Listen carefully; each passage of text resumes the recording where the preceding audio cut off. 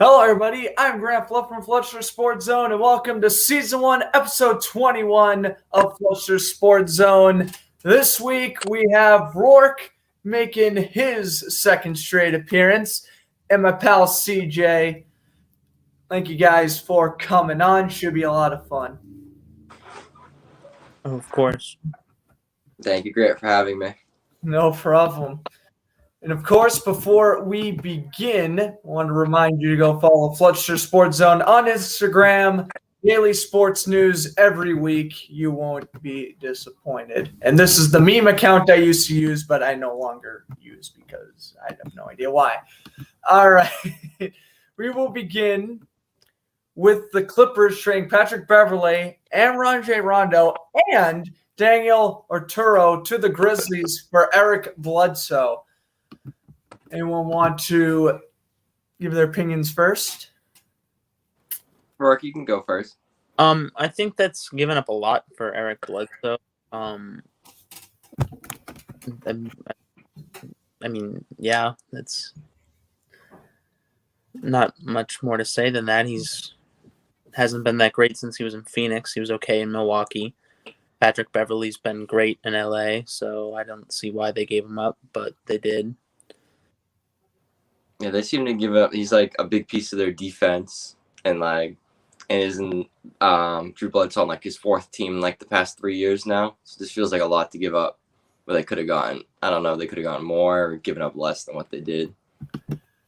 You know, give up more, give up less. Of course, Beverley will go on to get traded. We'll get to that trade when we get there. But of course, Beverley not even going to be playing for the Grizzlies next year. So very interesting tactic by Memphis here.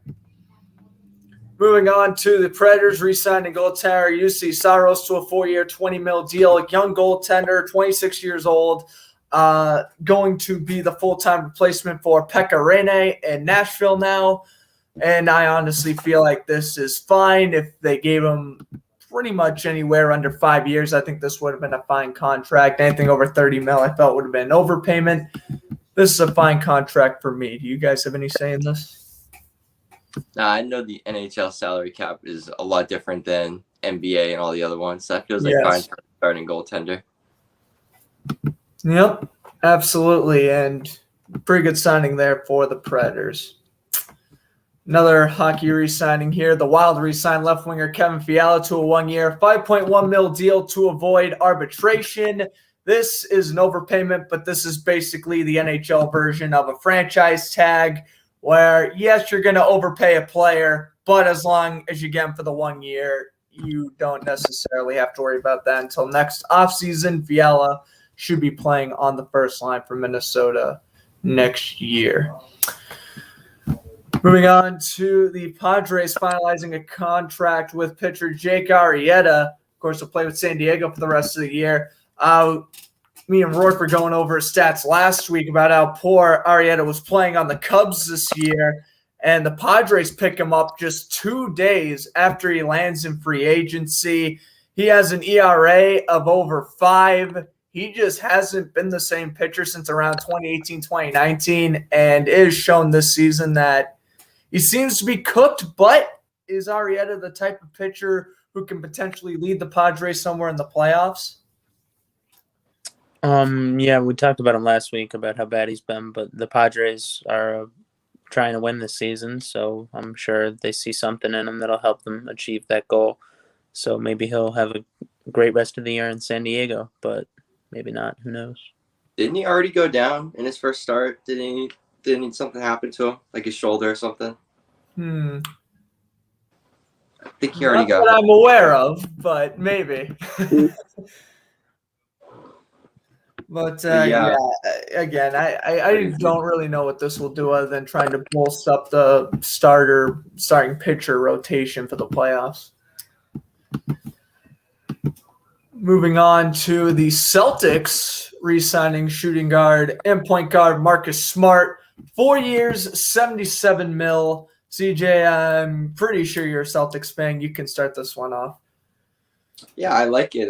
Marcus Smart's pretty much been the heart and soul of the team for the past couple of years. He just brings a huge presence everywhere he goes on that team. it's just interesting because back in the beginning of free agency, all the reports were that Brad Stevens was sick of Marcus Smart, wanted to let him go. Now all of a sudden he's getting his max contract extension.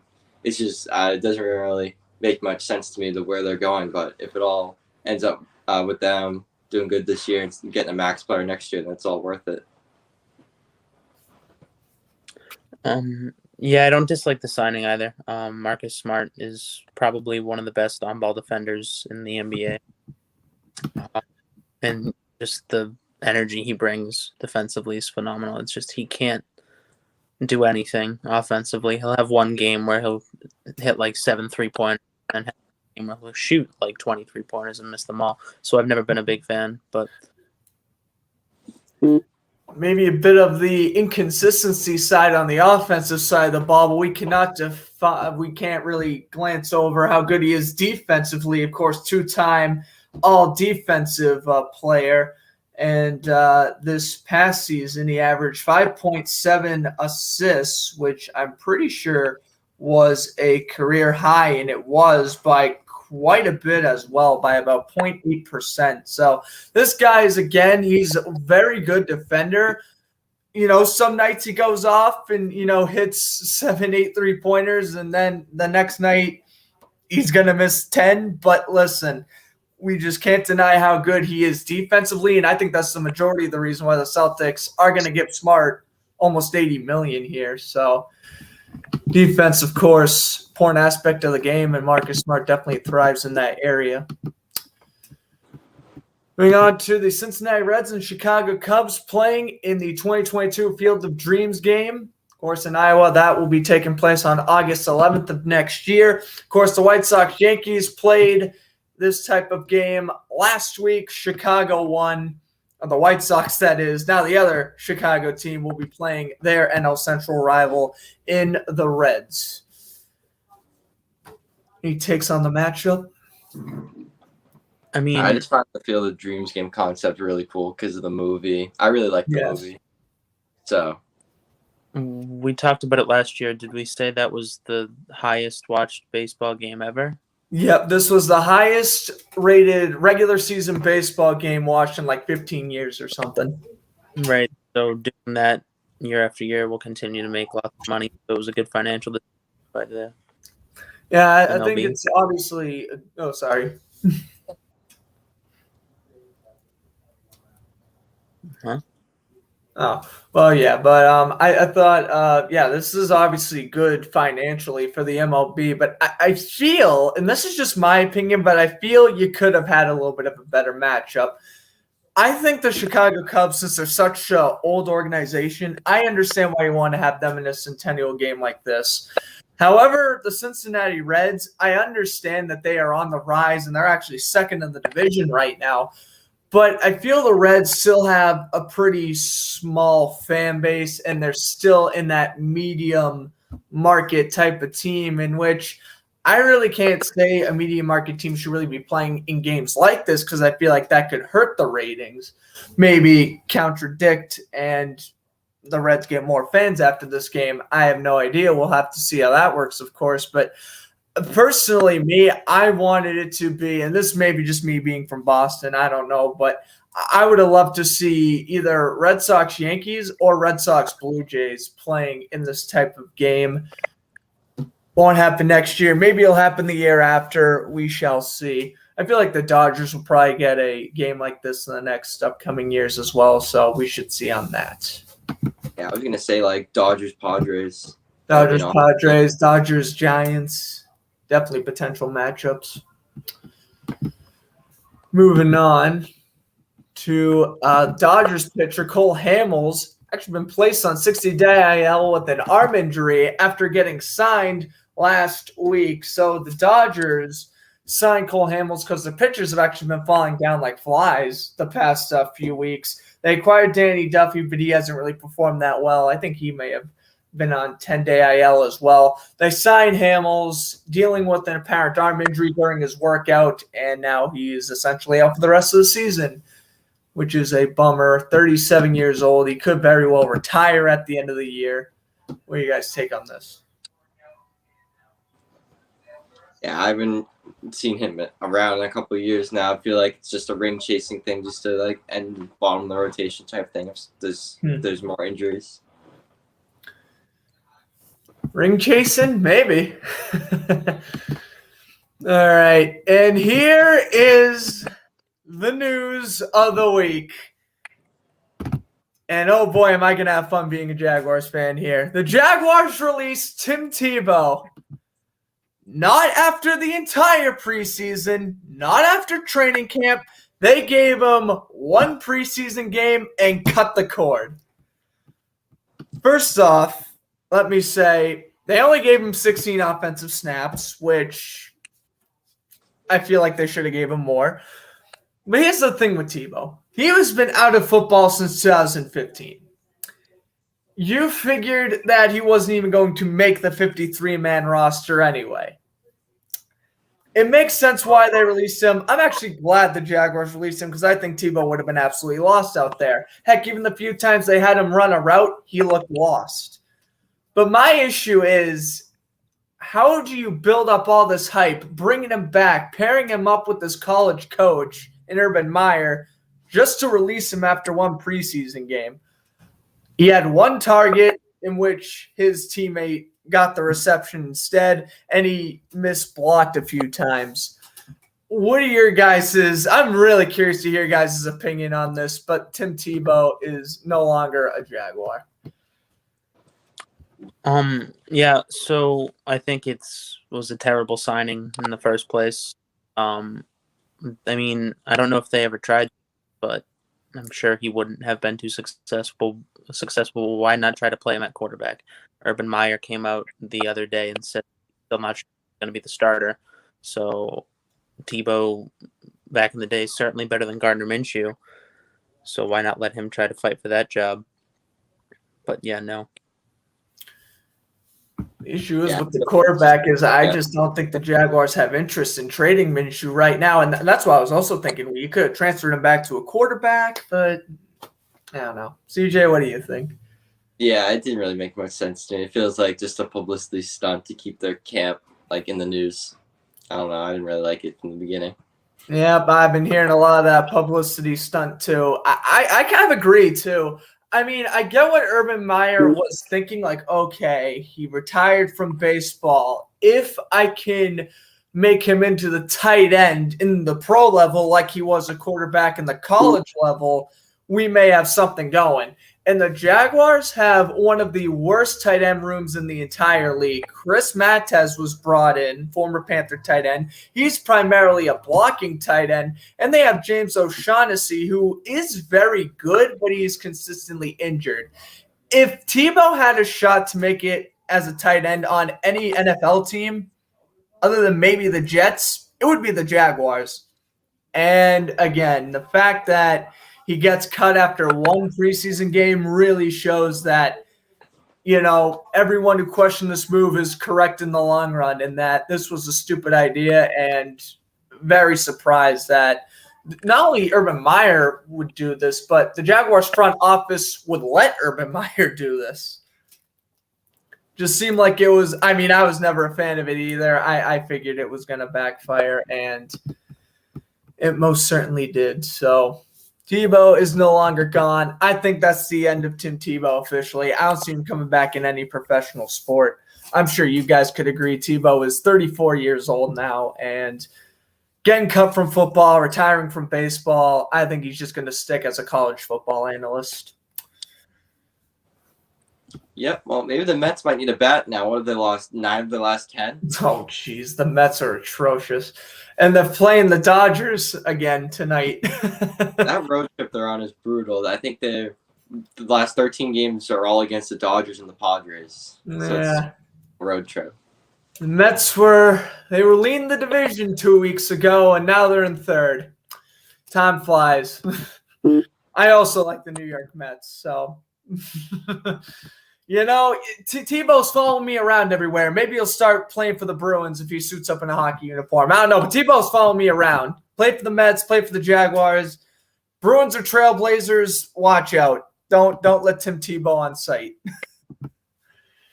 All right, moving on to the 76ers re-signing All-Star center Joel Embiid, 4 years, $196 million. 76ers getting their man for the future, locking up their franchise star, giving them almost $200 million. You can't with the signing. He's one of the best centers in the NBA, so he deserves the money. The only issue is I think the 76ers think they're good, but in reality they're not and need to do more than that. That I 100% agree with. Yep, they also need to find a new point guard because Ben Simmons is a power forward. Yeah, Ben Simmons.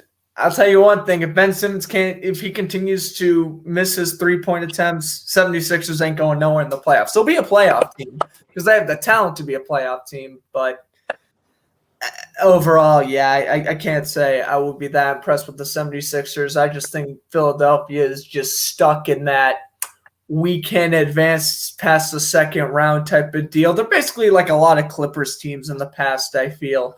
I'm getting that 76ers vibe with them right now, that they're good, they're going to make the playoffs. Can they make it past the second round is the question. If so, they're just going to get demolished in the conference finals. And who wants to see the 76ers get swept by Milwaukee or Brooklyn?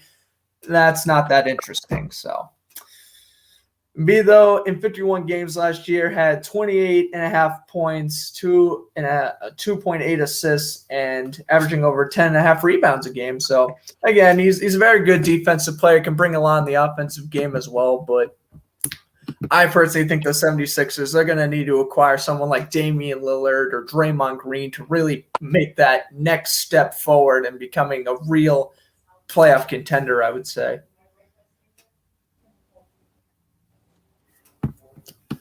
But yeah, I just don't know. I just don't see much in the 76ers future. So then the Grizzlies trade Patrick Beverley, like I mentioned before, to the Timberwolves for Jarrett Culver and definitely going to mispronounce this name here, Shinarkusho Gomez. Close enough. Best you're getting out of me. But yeah, Beverley swapped from LA to Memphis to Minnesota. Yeah, a lot of disrespect towards Patrick Beverley. It could be a temper issue, maybe. That would be the only reason I would get rid of him, is because he can't really control himself, as seen in the Sun series. Yeah, and that reminds me, he will begin the season 1-game suspension. He will. Yeah, I like Minnesota got or the Grizzlies got that. They got wasn't Culver like a top 5 pick like 2 or 3 years ago? So they just get a really young forward from that. So really just gained from that trade altogether. Yeah, I mean, I think it's interesting. Memphis, I don't think made the right call trying to trade away Beverley. Maybe they have something going here, but I feel like Memphis, they need someone to help out Jay Morant, and Beverley was that guy. Culver, I know, is still young, so maybe he develops, but you already have a very solid player in Patrick Beverley right there, and you already traded away 3 players to get him. It just didn't make sense to me why they would just swap him 2 days later to another team. Dodgers have signed pitcher Shane Greene to a 1-year deal. This is essentially to replace Cole Hamels. Greene, the second best free agent pitcher on the market since he got DFA'd by the Braves last week. So the Dodgers get the best free agent pitcher in the past 2 weeks. Won't be injured. Greene. Let me check if he has played. I'm not entirely sure yet, but what are your guys' take on this? Well, you need to continue to replace your pitchers if they continue to get injured. And if he is the best pitcher on the market, that's a good pickup for them to try to win now. Yet to play a game with the Dodgers this year. Playing 19 games with the Braves, allowed 22 hits in 17 innings and had 17 strikeouts. He is surprisingly still, though, one of the better pitchers out there, although he is a veteran and is definitely nearing retirement like Cole Hamels. Okay, moving on to the NHL, and the NHL Board of Governors have agreed to wear 3 to 3.5 inch ads on jerseys starting not this season, but next season. And oh my goodness. Of course, if you guys watch my hockey podcast, the Power Skate Show, you've already heard my opinion on this. I think this is ridiculous. When you play the game of hockey, you have advertisements all over the boards. That is your advertising tool for hockey. I understand the NBA, why they wear ads on their jerseys, but again, that's not because they have a huge board with a bunch of ads on it. Hockey, you have that. And that's what I think drives me crazy when they add advertisements on hockey jerseys, especially before baseball jerseys. But what are your guys' take on this? I mean, Yeah, I don't know. Hockey just isn't really what it once was back in the 80s and 90s. So I guess any way to make money for them is just a win. So it's just a way to get more revenue for them going forward. I mean, that's obviously the key here. Get more money. Rourke, your same mindset? I was going to say the same thing CJ said. It's a great financial decision because you're going to make a lot of money from the people that pay you to put their ads on your jerseys. And also, not to mention, those ads will probably be on the jerseys that fans buy. So then they're getting money for that too. And it's just, I don't know. I think it's a good decision. It's a good decision for the league, but the fans disagree with it, you know? It sounds like a lot of things what sports leagues would do nowadays. The Seahawks have re-signed all-pro strong safety Jamal Adams to a 4-year, $70 million deal, making him the highest-paid safety, $38 million guaranteed. Who wants to kick this one off? I will, if CJ will let me. I love Jamal Adams. I think he's a phenomenal player. It's just I don't get why teams don't switch him to linebacker. I think he could be the greatest linebacker in the NFL if he could play linebacker. But always bringing the blitzes. Right. he just this crazy stat that I read the other day of all the people that have more career picks than Jamal Adams. If you're going to be an all-pro safety, you should get a lot of interceptions, which he does not. What does he have? 2 career interceptions? 2 career interceptions. Guess who has 3? Vince Wilfork. I know. It's incredible. Incredible stat. So, yeah, pair him with Bobby Wagner as a inside linebacker. And it makes sense, too, because obviously Seahawks haven't brought back KJ Wright. So I do like your philosophy there. CJ, what do you think? Yeah, just drop him down the linebacker. There's already so much slander of calling him Blitz Boy. He's never out in coverage anymore. In that game against the Patriots where they had him out in coverage, they allowed 500 yards to Cam Newton. So just put him in the box. There's no point. No, I like that philosophy a lot. I certainly wouldn't mind putting him to linebacker. Again, it makes sense. I mean, other than Bobby Wagner, they lost the rest of their linebacking core. So it makes sense why they would want to transfer him over to there, but then the Seahawks secondary is still not up to par. I mean, Marcus Blair would be his replacement, who isn't horrible by any means, but he's nowhere near Jamal Adams. So Seahawks are definitely going to have to target safety in the draft next year if they were to, switch Adams to linebacker. They're just going to continue to do basically what Adams wants to do. They traded so much draft capital to the Jets that they were basically forced to pay him whatever he wanted this offseason. We knew this when the Jets traded him last offseason to Seattle. We knew, all right, Seahawks gave up the draft capital. Adams is most likely going to become the highest paid safety. It's just one of those things, just like with the Rams re-signing Jalen Ramsey. You traded so much draft capital, you almost have to pay him what he's asking for. And that's why sometimes when you trade a lot of high draft picks in a trade, it doesn't pay off in the long run. Richard Sherman is still a free agent, right? That too. Yeah, I mean, maybe the Seahawks could target Richard Sherman again, but we shall see about that. We can talk about that real quick too. I mean, it is incredible. The free agency pool, there is still a lot of guys who haven't been signed. We're talking about Richard Sherman, Mitchell Schwartz, David DeCastro, 2 offensive linemen. Then you also have the running backs like Todd Gurley, Le'Veon Bell. These guys haven't been signed yet. And we're only 3 weeks away from the regular season. I mean, I don't know how much cap the Seahawks have, but Russell Wilson made it abundantly clear that if they don't give him an O-line soon, he might not stay in Seattle. Yep, and again, you have the right guard and the right tackle right there in free agency. You're gonna give them 1-year deals. I'm sure if you offer around 7 to 9 million, somewhere in that range, those two offensive linemen will sign with you. And I think that's the case for a lot of solid free agents still out there. It's just incredible how these stars from 2018, 2019 that aren't getting signed now. And it's incredible to think about. Again, maybe they're asking for too much money. I'm not entirely sure the circumstances with like every single player, of course, but I do think it is crazy how someone like the Seahawks who need offensive line help, they're just not getting it. But yet they would rather throw 38 mil guaranteed at a safety who is very good, but he's not going to give you so many turnovers. Moving on to the 49ers releasing Josh Rosen. I mean, I basically just threw this in the show to say Rosen is done. If he hasn't been done since last offseason, he is completely fried this offseason. I mean, if the XFL is coming back in 2023, Rosen's probably going to the XFL. That's his best shot. Maybe he stays on a practice squad, maybe third-string quarterback, but I don't even think he's a backup on like 30 of the 32 teams.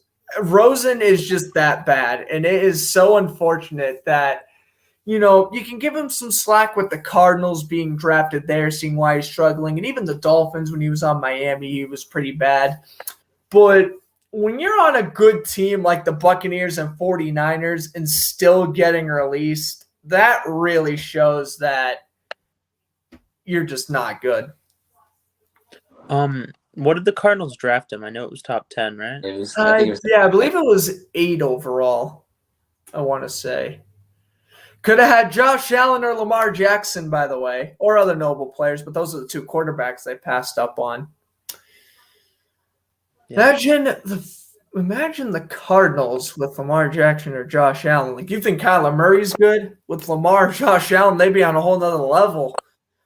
It's just, again, Josh Rosen, I don't know what to tell you, but of course he made that comment like, oh, there was that many mistakes ahead of me. If I were to do a redraft of the 2018 draft, I guarantee you that Rosen will fall somewhere in the 6th round. Yep. Yeah. So you can make that about 240 correct decisions ahead of Rosen. Oh, boy. Moving on to ESPN. Expected to remove First Take co-host Max Kellerman. Then there could potentially be a show called Stephen A. versus the World, of course, being Stephen A. Smith. Nothing's official on that yet, but you guys think Max Kellerman is done with First Take? I do know, before you guys say, I do know he's staying with ESPN. I think they're just removing him off this show. Yeah, I don't really know about that. I kind of really enjoyed First Take, watching him and Stephen A. Smith just always have opposite takes as one another. So I don't really know what the idea is there. I guess they just want Stephen A. to be the star now and not have to be taken away by Max Kellerman. I don't really know, though.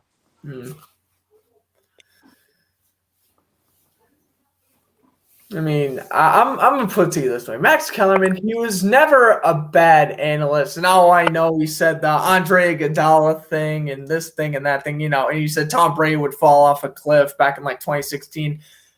Those are just his predictions, opinions. You can't really fault him for that one, especially like the Tom Brady not song guy. I can't really fault him for that opinion.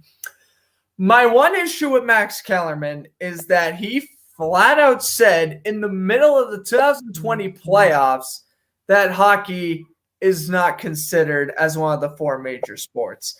I liked Max Kellerman up until he said that.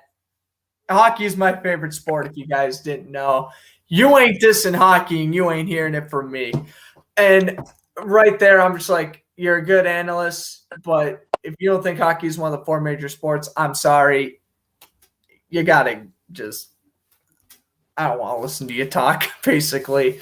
And, ESPN, of course, is going to start airing hockey this year. Maybe that's why they did it, because they knew the hockey community would be upset. I don't know. At least Stephen A. Smith's trying to learn about some hockey. Max Kellerman, he obviously said what he said. And, a lot of hockey fans are going to go back to that and say, well, you said this a couple years ago. Maybe that's why, maybe not. I don't know. Again, probably what CJ said. Maybe they're trying to make Stephen A. the guy, even though he's been the guy for the past decade. I don't know what the deal is here. But at least Max Kellerman is saying with the ESPN, so at least that's good for him. Rook, did you want to say anything about this? I have no idea who he is, if I'm being honest with you. I don't watch, and I never have. I can't stand it. Don't watch First Take? All right.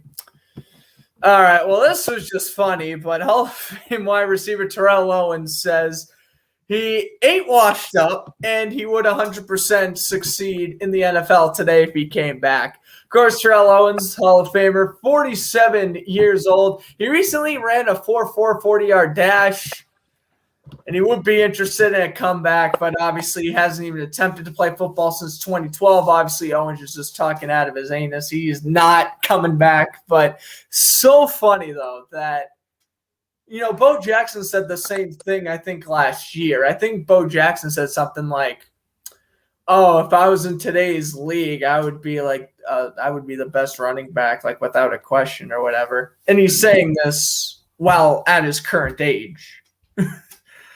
I understand like you're a Hall of Famer and, you might have more confidence than other athletes and other people in general, but you're 47. You're not coming back. Well, oh boy. I agree. I don't think he should come back, but I mean, I could see an argument for him being one of the better wide receivers on a team like the Lions or the Raiders. Even. Yeah. I mean, I could see that too. If he was on like a team's practice squad or something, it could maybe work. But he's not going to want to do that, though. He's going to want to go to like the Bucks or the Chiefs. There's no point in him playing for a team that's going to go, 2-15, 3-14. No, exactly.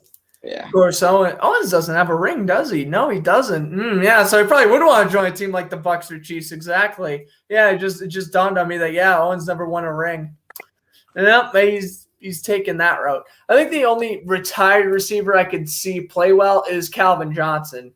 That's the only retired wide receiver who I think could step in right now from the Hall of Fame, could go in and just succeed. I know Terrell Owens was great, Randy Moss was great, Jerry Rice is in his 50s, but I get where a lot of people are like, oh yeah, if this player was playing right now at his current age, he would still be decent. I get what you're saying, but I gotta go with Calvin Johnson as my one guy who could come out of retirement right now and still play as good as he did. Or, I mean, if Owens were to come back, it'd be what? It'd be the Tim Tebow situation all over again, pretty much. Just doing it for a publicity stunt. Hornets re-signed point guard Terry Rozier to a 4-year, $97 million deal. Hornets locking up their franchise guy to pair up with LaMelo. Back in 2018, Terry was a Celtic. Yep. I hated everybody on that team except him. He was my favorite player on the Celtics, and I still love him, so he deserves every cent. Yep, scary Terry. It's a franchise piece for them, and they aren't about to let him go when he's with LaMelo right now. It's a really good front court, so all good. Rozier last season averaged over 20 points and actually hit 45% on his field goal percentage, which was a career high for him. So, again, he's a very good defensive player, and he has improved in his shooting. All right, Maple Leaf center Austin Matthews will be on the NHL 22 cover for EA Sports. I just can't believe, one, they let Matthews be on the cover 2 times in 3 years, and 2, how boring that design is. Why would you want a hockey video game with someone just putting tape around their stick in the locker room? With NHL and Madden, I feel like they just kind of gave up on making good covers, and now they're just focused on the name who's on the cover, not making an appeasing looking cover, if that makes sense. Yeah, I don't know much about the NHL, but you just said the Madden cover. It's literally just Brady and Patrick Mahomes sitting there. There's pretty much nothing entertaining about it. Yeah, nothing's entertaining about this one either. I hate EA and pretty much every game they make. They're so bad at designing video games nowadays. I mean, 2K is too. I don't know how hard it is to make a sports game, but it almost feels like they don't start development of Madden until August and release it at the end of August. It's just, it hurts.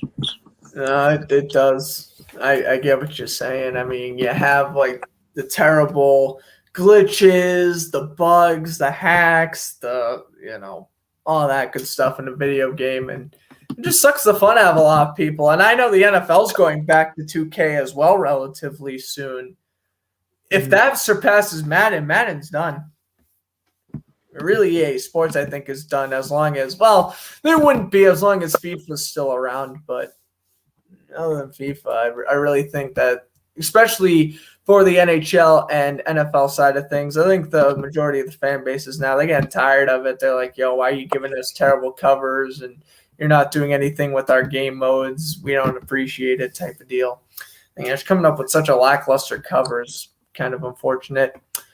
Jets defensive end Carl Lawson has suffered a torn ACL Thursday afternoon during practice, and he will miss the entire season, which is very unfortunate there. Of course, he was acquired from the Bengals, by the Bengals earlier this offseason. Jets losing their key pass rusher next to Quentin Williams.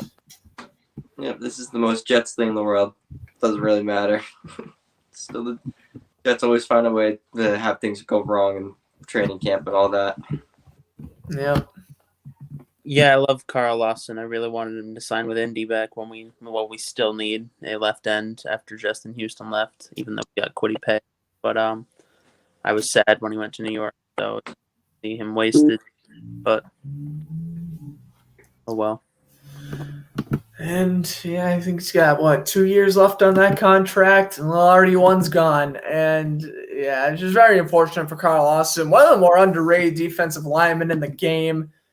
He's in the smack dab middle of his prime, tears his ACL, and again, he's been on the Bengals and the Jets. There's nothing appealing about that. I think he was drafted, 2017? That was when the Bengals went from a decent team who, could make a wild card spot to just awful.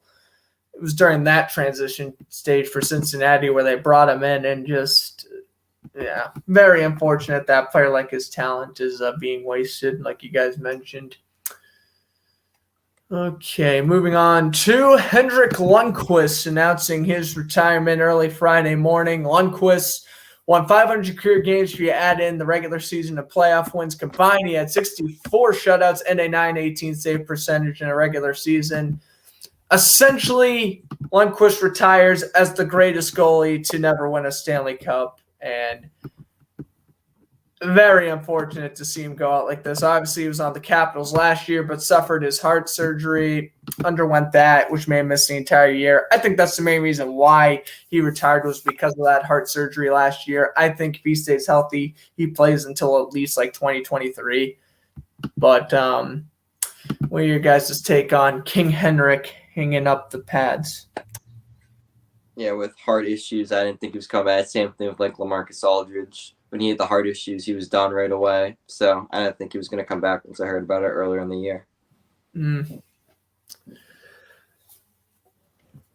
But yes, we can't wait to see Lundqvist in the Hall of Fame. What would that be, 2025 or 26? One of those 2 years. We'll be seeing Lundqvist in the Hall of Fame. First ballot for sure. If he's not, I will literally riot. He's going to be. And just a great goalie, great personality. Born and raised in Sweden and was the king of New York for 20 years. So good for Lundqvist.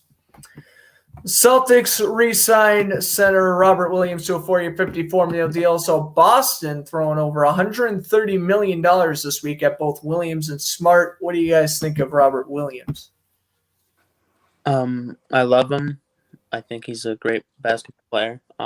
My only issue is I think the Celtics' main need is a big man, and he's not really big. What is he, 6'8", 6'9"? Yeah, but I actually think he was actually taller than that, maybe. He can jump to the roof. I know. mean, if he can stay healthy, he's a all defender every single year, and Oh yeah, it's he's a deal 6'8". for 4 years if he can just stay healthy. He's got a lot of injuries, but hopefully if he can just stay healthy, he's all NBA defensive, all that. Yeah, he's 6'8". The wingspan is 7'6". Wow.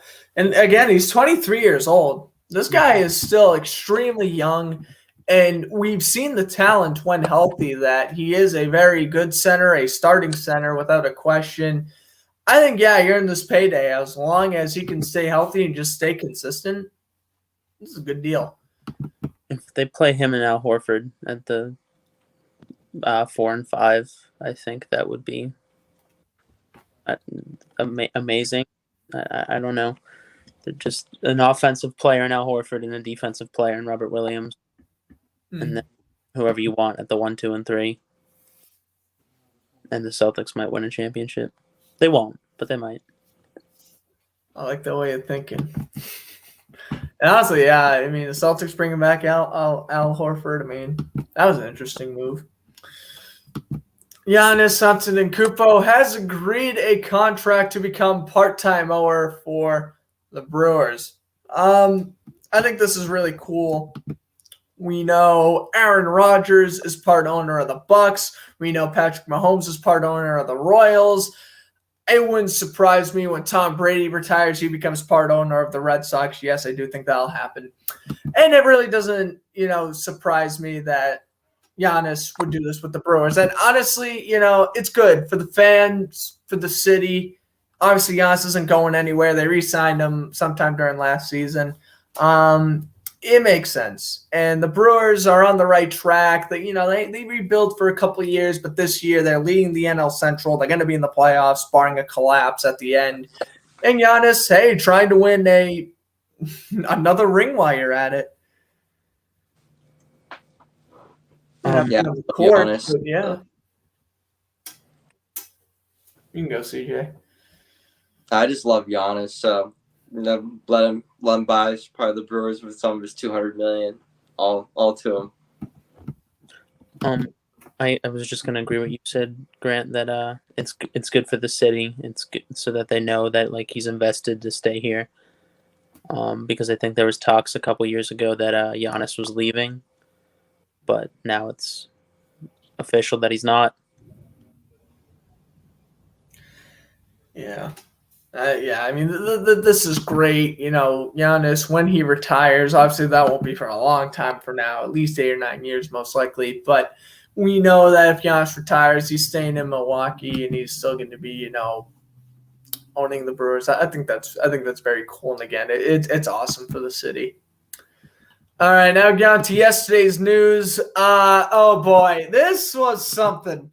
Mitchell Trubisky, the Bears, he was a bust on Chicago. He's not going to succeed elsewhere. I know it's the preseason, but Trubisky stormed into Soldier Field, threw over 220 yards, 1 touchdown, and had a completion rating over 106.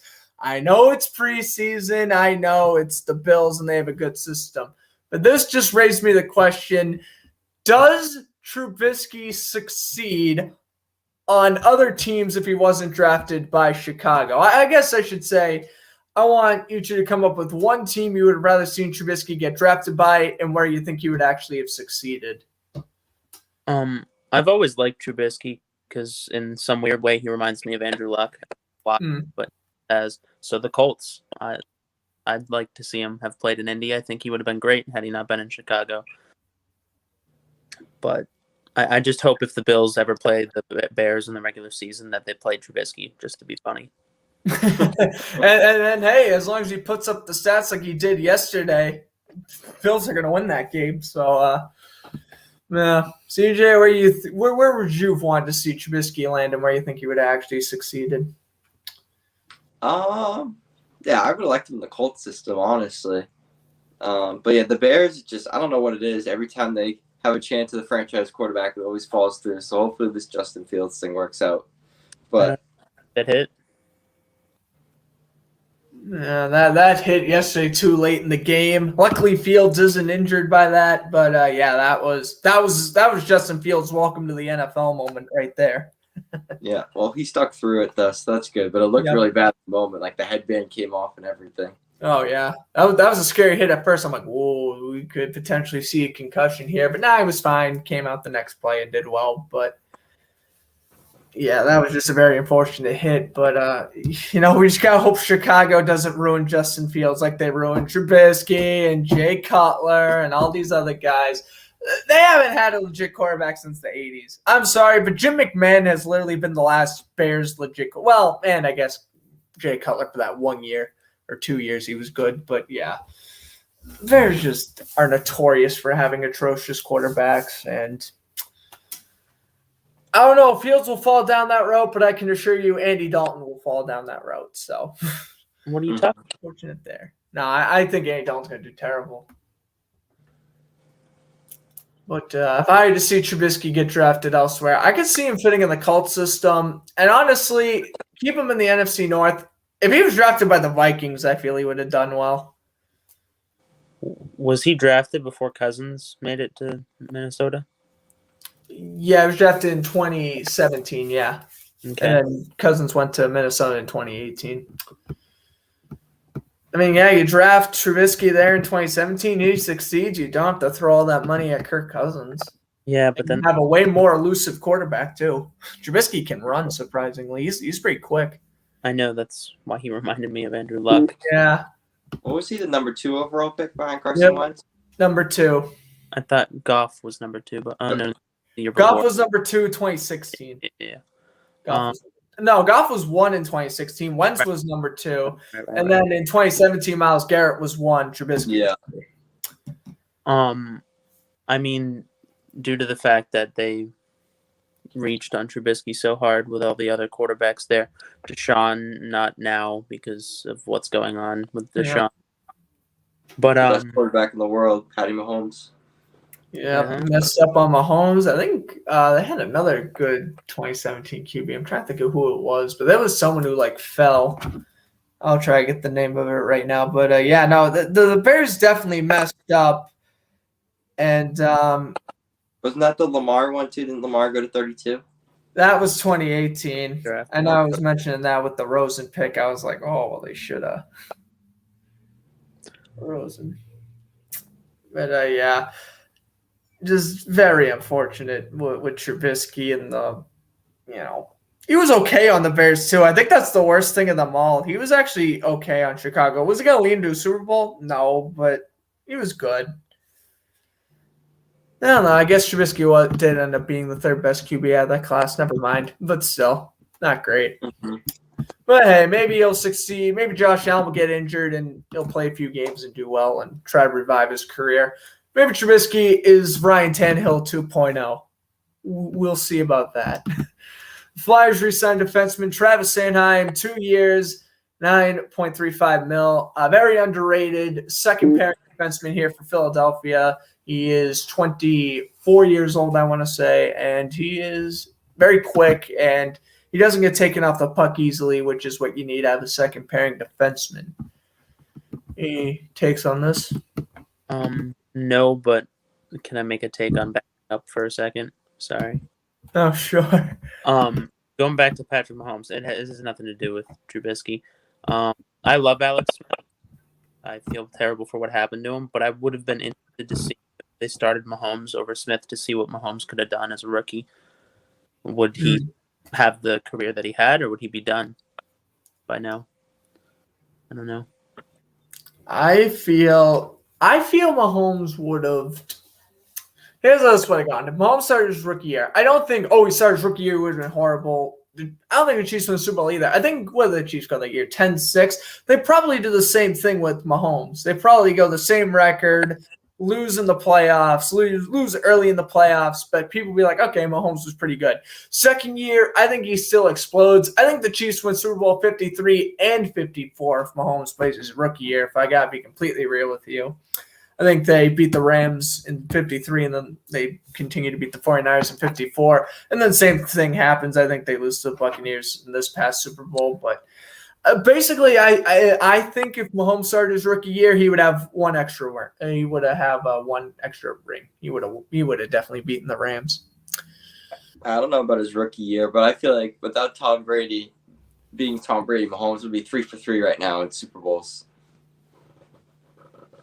Well, I think he makes it in 2018. Of course, so wins in 2019. And I mean, I definitely could see him winning this year. I mean, I think Chiefs beat a team like the Packers in the Super Bowl or the Seahawks or the Rams or whatever team from the NFC made the playoffs, the Saints. The Chiefs beat those teams. Well, heck, the Chiefs did beat the Saints in the regular season last year. But yeah, I would agree with you, CJ. I do think Mahomes would have at least 2 or 3 rings by now. And last topic of the show, Mariners signed former Red Sox pitcher Matt Andres to a 1-year major league deal. He has been the worst pitcher on the Red Sox all season long. Boston DFA'd him earlier this week, and Mariners pick him up. Hopefully he does well, but he is one of the worst closers in the league. And I can say that as a Red Sox fan. He is atrocious. Yep, I just sweat every single time we come into a game this year. He was just awful. He was just awful, and unfortunately, Matt Barnes has contracted that, and Matt Barnes is turning into awful too. So, Yep. Man, Red Sox pitching losing 10-1 to the Rangers last night too. They are in serious trouble now. A game and a half out of the wild card. Not good. Not good for the Red Sox. But you guys want to talk about anything else while we still have 8 minutes to kill? Did you see Quiddy Pay's first sack last night, buddy? Yeah. Best defensive end in NFL history. There's a call to the Vikings last night. They did. 12-10. That's the definition of a preseason game for you. Mm-hmm. It was a good game. I didn't watch it, but it was a good game. What about Cam Newton the other night? His best game as a Patriot. Yeah. Hey, he threw that touchdown to Jacoby Myers, and defense clamped up. And, defense was awesome too. Yeah, Patriots won that one 35-0. Actually commentated that game last Thursday, and yeah, that was that made me remind myself why Joe Flacco and Nick Mullins were never good. Exactly. Rewatching that, I was like, oh yeah, they were good 3 years ago, but they're terrible now. So whatever. I just see Jaguars playing their second game against the Saints. Their Monday night football game of the week.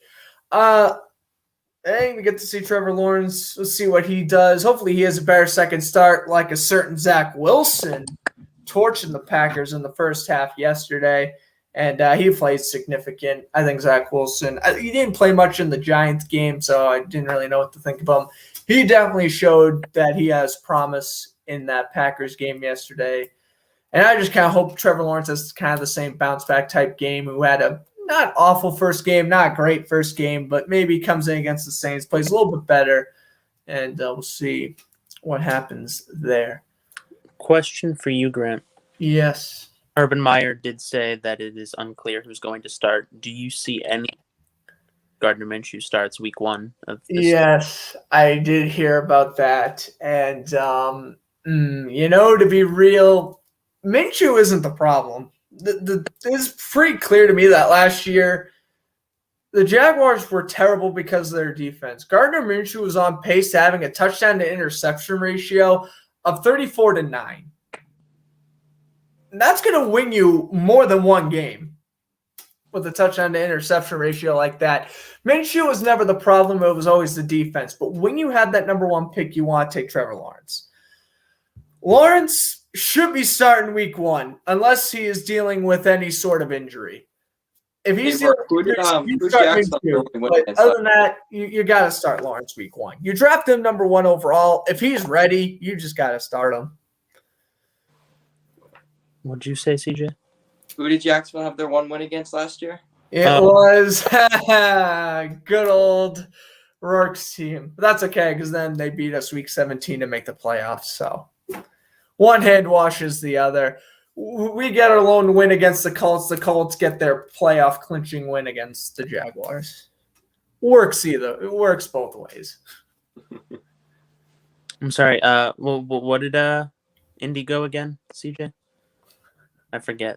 I don't know. Philip Rivers was your quarterback. You didn't really have a lot of primetime games, so I don't know. All right. I believe it was 11-5, but And 5? That's not bad. How far did you guys go in the playoffs? not very. Yeah. Hey, more than hey, listen, the Colts have more playoff games last year than the Patriots and Jaguars combined. So there you go. I blame that on Cam Newton. Cam Newton, eh?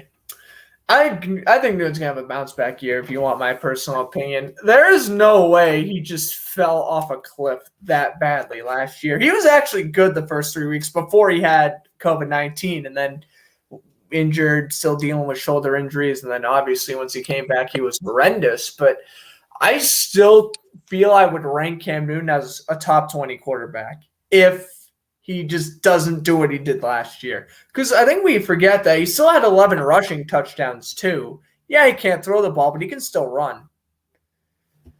Yeah, I don't know. That's why you have a running back. Cam Newton needs to throw the ball. Well, I mean, hey, listen, you can have Mac Jones start, and then you can use Cam Newton as like a Taysom Hill type player.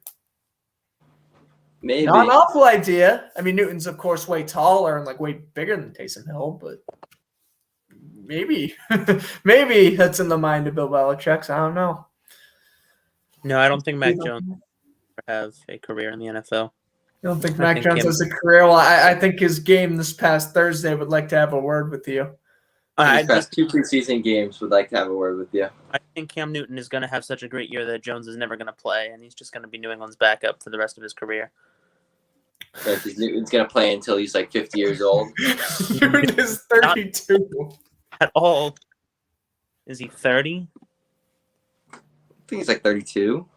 Yeah, I think Newton's 31, 32. He is 30. With significant injuries already dealt to him. Yep. I mean, hey, Mac Jones could become the next Jimmy Garoppolo. You never know. Cam Newton just turns the corner, becomes great, and then they eventually trade him in 3 years. They trade Jones in 3 years to someone. Maybe. Nah, Mac Jones is the future. Nah, I know. Mac Jones is I think he's gonna do well. Better than Sam Ellinger and Jacob Easton. Exactly. God, Jacob Easton came from Washington. Drafting quarterbacks from Washington. That's rough. Well, he is rough, but we got Brett Hundley, so it doesn't matter. Oh, yeah. The Brett Hundley, he played on the Packers in 2017 and did horrible. The coolest part of Brett Hundley's career is that he got to look at Aaron Rodgers a couple days at practice. That's it. The best. Yeah, I mean, we're going to talk about Brett Hundley here. How about that? He's been a backup to Aaron Rodgers and Kyler Murray, 2 very good quarterbacks, and his talent level is still like 1 tier. Well, we'll see. We'll see in week 1. Oh, yeah, we'll see in week 1. Y'all should sign Blake. I'm telling you right now. Y'all got to sign Bortles. If Carson Wentz gets hurt, just sign. Hey, listen, I buy a Colts jersey for you, Rourke. We value quarterback talent in Indy. So Brett Hundley, good valuing quarterbacks we got going on over there. I don't think Frank Reich is going to cut one of his 2 practically rookie quarterbacks or the greatest backup ever in Brett Hundley for Bortles. They're carrying 4 quarterbacks right now. Because Wentz is hurt. Wentz is hurt. I mean, Ellinger was a great pick. He's phenomenal. Where's he from? Texas? Yep. Well, when Carson Wentz goes down week 3, you'll have to rely on Jacob Easton and those guys. So. Right. I mean, I wanted Easton to start over Rivers last year. So Rivers took you guys to the playoffs, though. Rivers had a great year. I can't. No Philip Rivers slander will be tolerated. All right. Philip Rivers is one of my all-time favorite QBs. I don't like him as much as Bortles or any other quarterbacks. I like Aaron Rodgers, Drew Brees. Those are my 3. But no, Philip Rivers, he's definitely in my top 10, and I will not tolerate any Philip Rivers slander. With Jacob Easton, the Colts go like 6-10 last year. Just saying. We'll go 11-5 as long as you give Jonathan Taylor the ball 40 times a game. Like, there's no losing. There's no losing if you run the ball every single down. There you go. Well, I hope everyone enjoyed Season 1, Episode 21 of Floodsters Sports Zone. Appreciate you guys coming on, and appreciate everyone for tuning in. I'm Grant Fluff from Floodsters Sports Zone saying enjoy the rest of your afternoon. And us Massachusetts natives are off to fight the hurricane that's coming in an hour. So we may not be here next week. Kidding. We totally will be. All right, ladies and gentlemen. See you guys in the next one. Thank you.